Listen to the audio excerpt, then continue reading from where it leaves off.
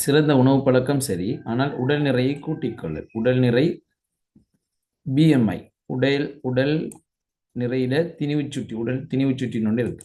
சரியா? உயரத்துக்கு ஏற்ற நிறை தான் எங்களுக்கு இருக்கணும். உடல் நிறையை கூட்டிக் கொண்டால் வேறு வேறு நோய்கள் வரும். சரியா? ஆகவே நார்த்தன்மையுள்ள உணவுகளை அதிகம் உட்கொள்ளல் தான் சரியான விடை. நார்த்தன்மையுள்ள உணவுகளை அதிகம் உட்கொண்டால் எங்களோட உடம்புல தேவையற்ற பதார்த்தங்கள் தேங்காது. அதாவது எங்களோட சமிபாடு சீராக நடைபெற்று மலச்சிக்கல் நீங்கும். அவை உடம்புல இருந்து கழிவகற்றல் அல்லது உடம்பு சமிபாடு சிறப்பாக நடைபெறும். அப்ப நீர்ச்சத்து உடம்புல தேங்கும். அப்ப நார்த்தன்மையுள்ள உணவுகளை அதிகம் உட்கொள்ள, உதாரணம் மரக்கறிகள். அப்ப அங்க விட்டமின் கனிப்புகள் எல்லாம் சேர்வதன் மூலமாக அப்ப கொழுப்புத்தன்மை, இந்த உப்பு போன்றவை சேர்வது தவிர்க்கப்படும். அளவுக்கு அதிகம் சேர்வது தவிர்க்கப்படும். ஆகவே நார்த்தன்மையுள்ள உணவுகளை அதிகம் உட்கொள்ளல் தான் மிகச் சரியான விடை. 40க்கு 3. சரி, 40 மீது நான் ஆரம்பத்தில் செஞ்சிட்டேன்னு சொல்றார்கள். உங்களோட மார்க்ஸ் அனுப்பி விடுங்க பார்ப்போம். 40க்கு எத்தனை வந்திருக்குன்னு பார்ப்போம்.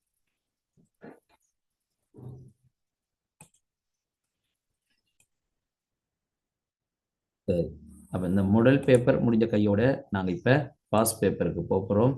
முடிஞ்சு இப்ப 11லேருந்து 15 வரை 8 வருஷம் அப்படின்னா 8 40 கேள்விகள். அப்போ உங்களுக்கு ஒரு அவரில் செஞ்சு முடிக்கலாம் கிட்டத்தட்ட.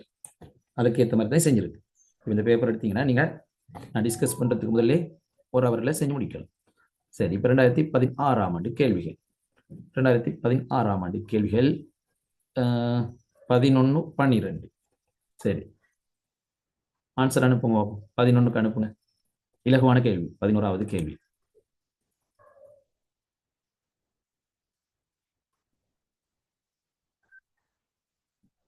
சமீக அனுப்பியிருக்கு. மிகவும் இலகுவான கேள்வி. 11வது கேள்வி. ராகவி.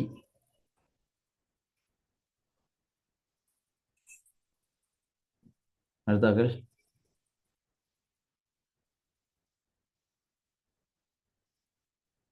நஸ்ரின் பானு. ஓகே,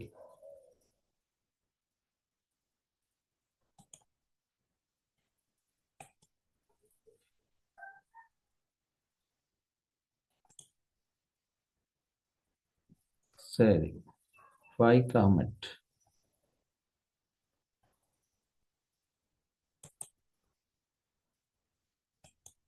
செய்க வழி தேவைப்படுறதுக்கு செய்க வழியோடு செஞ்சு பாருங்க.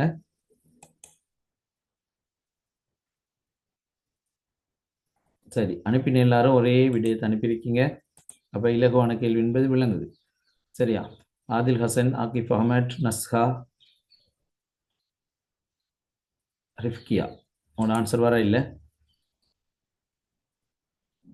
சரி, பின்வரும் இச்சந்தர்ப்பத்தில் ஒரு இரசாயன மாற்றம் நடைபெறும். இரசாயன மாற்றம் எப்படி இனம் காணலாம்? சொல்லுங்க பாப்போம். நீங்க எப்படி ஏன் இரசாயன மாற்றம் எடுத்தீங்க 2வது விட? அதுக்கான காரணம் என்ன? இரசாயன மாற்றம் என்ன? இரசாயன மாற்றம் அப்படியே அதை எடுத்தீங்க, அடுத்ததுல எடுக்கலாம் தானே?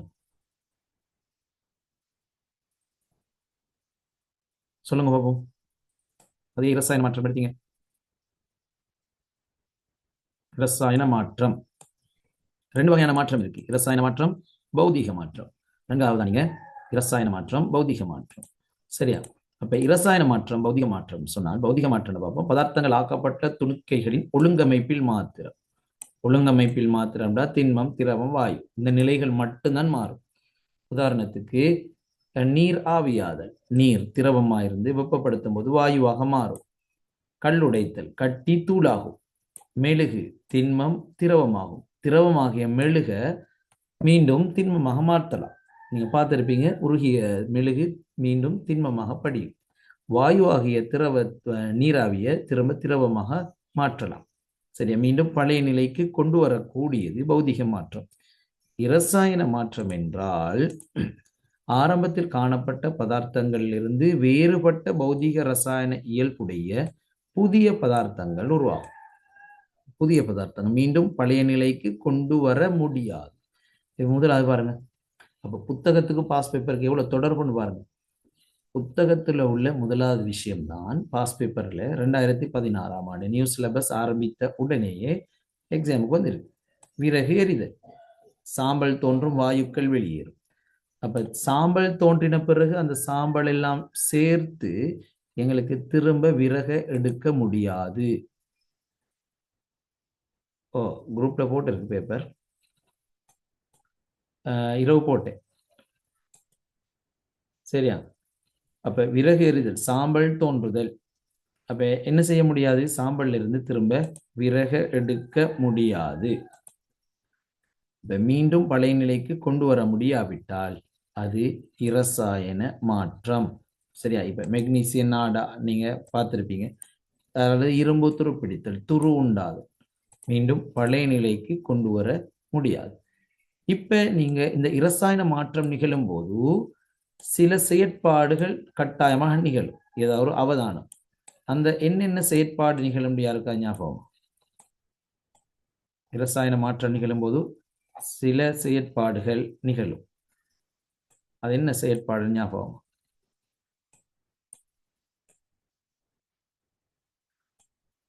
சொல்லுங்க பாப்போம். அதாவது இரசாயன தாக்கம் நடைபெற்றுள்ளமையை உறுதிப்படுத்தும் ஆதாரங்கள். ஸ்கிரீன்ல பார்த்தா உங்களுக்கு கண்டுபிடிக்கலாம், மறந்திருந்தா. ஒரு அடிப்பு தான் வந்திருக்கு. சரியா? என்ன? சுவாலையுடன் எரிதல், வெப்பமடைதல், வாயு குமிழிகள் வெளியேறல், நிறமாற்றம் ஏற்படல், வீழ்படிவு தோன்றல். எம்சிக்கு வரலாம், பாட்டுக்கும் வரலாம். இது நல்லா ஞாபகம் வச்சுக்கொள்ளுங்க. சுவாலையுடன் எரிதல், வெப்பமடைதல், வாயு குமிழிகள் வெளியேறல், நிறமாற்றம் ஏற்படல், வீழ்படிவு தோன்றுதல். சரி, ஆகவே நாங்கள் 11வது கேள்விக்கு சரியான விடை விறகு தகனம் அடைதல். நீர் ஆவியாகினால் திரும்ப நீராக மாற்றலாம். மெழுகு உருகினால் திரும்ப திண்ம மெழுகாக பெற்றுக்கொள்ளலும். நப்தலின் உருண்டை உருகுதல், நப்தலின் உருண்டை உருகினால் மீண்டும் நாங்கள் அதில் அந்த பரிசோதனையில் கரண்டி ஒன்றினால் மூடும் போது மீண்டும் எங்களுக்கு என்ன செய்யலாம்? அந்த கரண்டியில் திண்மமாக படிவதை பார்க்கலாம். நான் என் யூடியூப் சேனல் சயின்ஸ் மாஸ்டர் 88ல் இந்த நப்தலின் உருண்டை உருகுதல் பரிசோதனை போட்டிருக்கேன். சரியா? வீடியோ நீங்கள் என்ன பண்ணா பாருங்க, தேவைன்ற லிங்க் அனுப்பி விட்டுறேன். சரியா? ஆகவே 11க்கு 2வது விடை. இங்கு காணப்படும் உணவு வலையில் உள்ள 3ஆம் படி நுகரி. இது 11ஆம் ஆண்டு கடைசி பாடம். அப்படி இல்லாட்டியும் நீங்க 6ஆம் ஆண்டுல இருந்தும் படிச்சிருக்கீங்க. 6ஆம் ஆண்டுல இருந்தே இந்த பாடம் படிச்சு வரதான். சரியா? 11ஆம் ஆண்டுல கடைசி பாடம். சரி, இங்க விடைய சொல்லுங்க பாப்போம். 3ஆம் படி நுகரி.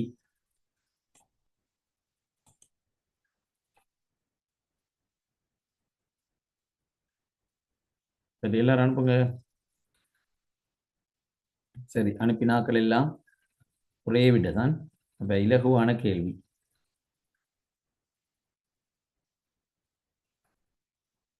அடுத்தார்கள்.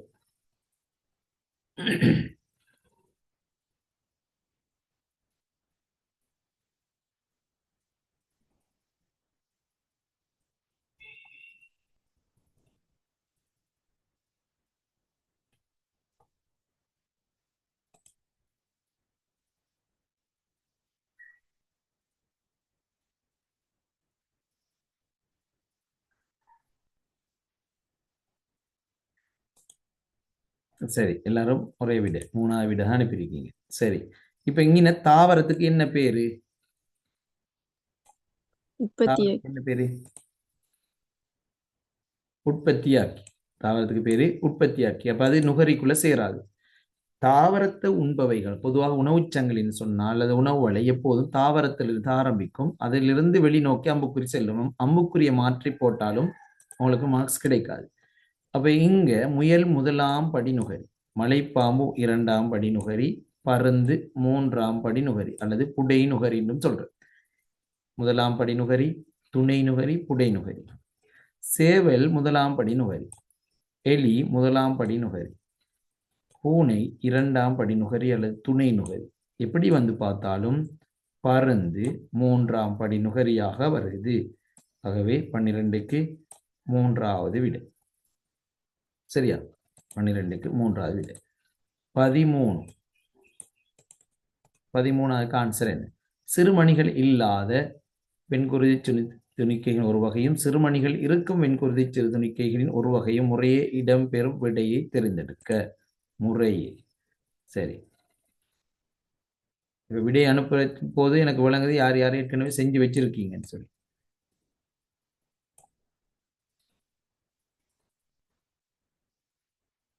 சரி, அனுப்புங்க. 11ஆம் ஆண்டு பார்ட் 1ல இருக்கு. அப்ப 2 வகையான விடை வந்துட்டு இதுல. அப்ப கேள்வி இன்னொருக்க திருத்தமாக வாசிங்க.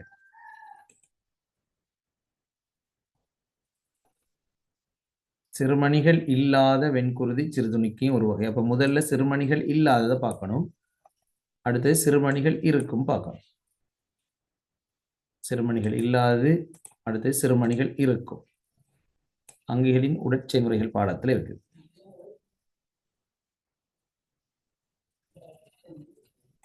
சரி, முதல்ல சிறுமணிகள் இல்லாத வெண்குருதி 2 தான் இருக்கு. சிறுமணியற்ற வெண்குருதி களம் நிணநீர் குழியம், ஒற்றை குழியம். அப்ப நிணநீர் குழியம் அல்லது ஒற்றை குழியம் தான் முதலாவது விடையா இருக்கணும். அப்படி உள்ள விடை எது? இப்ப 1வது விட வராது, நடுநிலை நாடி இருக்கு. 2வது விடை வராது. அப்ப 3வது விட அல்லது 4வது விடை. நீங்க அனுப்பினதுல 2வது விடை அனுப்பிடுங்க சில ஆட்கள். சரியா? 2வது விடை அனுப்பினீங்க. சரியா, மாறி யோசிச்சிருப்பீங்க. அப்ப முதலாவது சிறுமணி இல்லாத என்று வந்தால் முதலாவது விடையும் 2வது விடையும் வராது. சிறுமணி இல்லாததுல எங்களுக்கு இருக்கு ஒற்றை குழியமும் நிணநீர் குழியமும். ஒற்றை குழியம், நிணநீர் குழியம். அவை 1 2 வராது. அவை நிணநீர் குழியம், ஒற்றை குழியம். இப்ப நாங்க பார்க்கணும் சிறுமணிகள் இருக்கும். சிறுமணிகள் இருக்கும்டால் இந்த சிறுமணி இல்லாத ஒற்றை குழியம் திரும்ப வந்திருக்கு. இது 2 தான் சிறுமணி அற்றது. ஒற்றை குழியம், நிணநீர் குழியம். சிறுமணிகள் இருக்கும் வெண்குருதி என்று வரும்போது 4வது விடை. சரியா? 13க்கு 4வது விடை. ஆகவே சிறுமணி இருக்கும் வெண்குருதிகள், வெண்குருதி சிறுதுணிக்கைகள் 3 இருக்கு. சிறுமணி கொண்டது நடுநிலை நாடி, இயோசி நாடி, மூல நாடி. நடுநிலை நாடி, இயோசி நாடி, மூல நாடி. இதுல இயோசி நாடிட படம் பார்ட் 2க்கு வந்திருக்கு. சரி, அப்ப அந்த படங்களையும் அவதானிச்சு கொள்ளுங்க. பார்ட் 2ல இயோசி நாடிட படம் வந்து என்னன்னு கேட்டு வந்திருக்கு. இயோசி நாடியா மூல நடுநிலை நாடியா ஞாபகம் இல்லை. 2ல் 1 பாஸ் பேப்பர்ல வந்திருக்கு. நடுநிலை நாடி, இயோசி நாடி, மூல நாடி. இந்த டொட்டா இருக்கு. சிறுமணிகள் கொண்டது. இதுல மிக கூடுதலாக இருப்பது 50% நடுநிலை நாடி. மிக குறைந்த அளவு இருப்பது மூல நாடி. அதே போல சிறுமணி அற்றது நிணநீர் குழியம், ஒற்றை குழியம். இதுல கூடுதலாக இருப்பது நிணநீர் குழியம், குறைந்த அளவு இருப்பது ஒற்றை குழியம். சரியா? அப்ப நிணநீர் குழியமும் ஒற்றை குழியமும் சிறுமணி அற்றது. ஆகவே இடம்பெறும் விடை எது? 4வது விடை. சரியா பிள்ளைகள்? சரி, இதோட முடிப்போம். ஓர் H2O மூலக்கூறில் O அணுவை சுற்றி இருக்கும் தனித்த இலத்திரன் சோடிகளின் எண்ணிக்கை. ஆன்சர். இது பல முறை செஞ்சிட்டோம் நாங்க. ஆனா இதுக்கும் 2 விடை வந்துச்சு. வித்தியாசமான 2 விடைகள். 1வது விடையும் வருது, 2வது விடையும் வருது. நல்லா அவதானிச்சு அனுப்புங்க. 1வது விடையா 2வது விடையா? 1 2 1 2 1 1 1.